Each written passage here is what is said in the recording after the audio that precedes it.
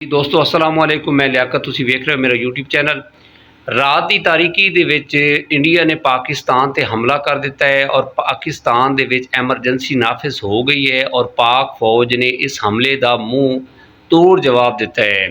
और ये इंडिया ने जिहड़ा हमला किया है किहड़े किहड़े शहर ते कीता है, ओवरऑल इस टॉपिक ते गलबात करांगे। साडे इस चैनल सबसक्राइब करो, बैल आइकन बटन नूं प्रेस करो और वीडियो नूं शेयर करो। रात की तारीकी दे विच इंडिया ने अपने राफेल तैयारे और उन्हां दे जरिए पाकिस्तान दे शहर बहावलपुर, मुरीद के और इस्लामाबाद और कई ऐसे ज़िले हैं जिन्हां ते अटैक किया है। किसी जगह ते जानी नुकसान होया है और किसी जगह ते लेकिन सुनने च आ रहा है कि पाक फौज ने इसदा मुँह तोड़ जवाब दिता है और 5 राफेल तैयारे मार गिराए ने।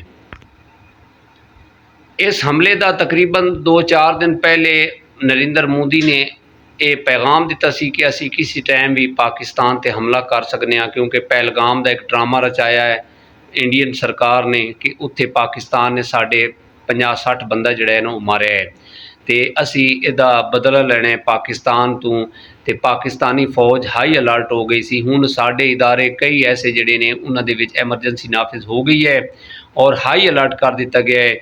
और ये जिहड़ा इंडिया ने हमला किया है इहदे विच कोई 1-2 बंदे जिहड़े ने शहीद होए ने। अलहमदुलिल्लाह साडा मुल्क एटमी पावर है और ऐसी एटमी ताकत रखने जिहदे डर तो इंडिया ने सफेद झंडा लहरा दिता है बॉर्डर ते कि असी अपनी शिकस्त जिहड़ी है वो मन लईए ते पाकिस्तान साडे उत्ते कार्रवाई ना करे। पाक फौज के DGISPR के जरा बयान आए ने उन्होंने तस्दीक की है कि SS जिले के विच इंडिया ने हमला किया है। जी असी अपनी फौज के शाना बशाना खड़े हाँ। इंशाअल्लाह अगर इंडिया ने इस तरह की दोबारा बेगैरती की तो असी उहदा मुँह तोड़ जवाब देंगे और जो कार्रवाई इंडिया ने उन्हें की है इंशाअल्लाह उहदा अजाला उन्होंने भुगतना पेगा और इंशाअल्लाह असी इहदा बदला जरूर लवांगे और जो नुकसान उन्होंने किया है असी वो पूरा करावांगे। और मेरी हर शहरी नूं ये अपील है कि सेफ्टी नूं मद्देनज़र रखो, ज़्यादा भीड़ वाली जगह ते नहीं जाना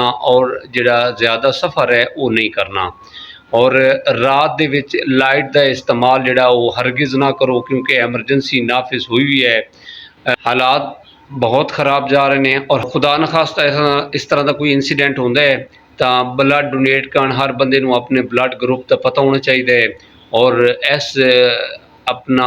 इस जगह ते हर मुहिब वतन नूं कोशिश करनी है कि हर भाई का साथ दे और अपनी पाक फौज का साथ देवे। इंशाअल्लाह इस तरह की गलत हरकत इंडिया ने की तो इंशाअल्लाह असी उदों तहस नहस करांगे। इसे पैगाम के नाल मैनू इजाज़त दिओ और लम्हा बलम्हा अपडेट कर रहे हैं तो साडे चैनल सबसक्राइब करो, बैल आइकन बटन प्रेस करो और वीडियो शेयर करो।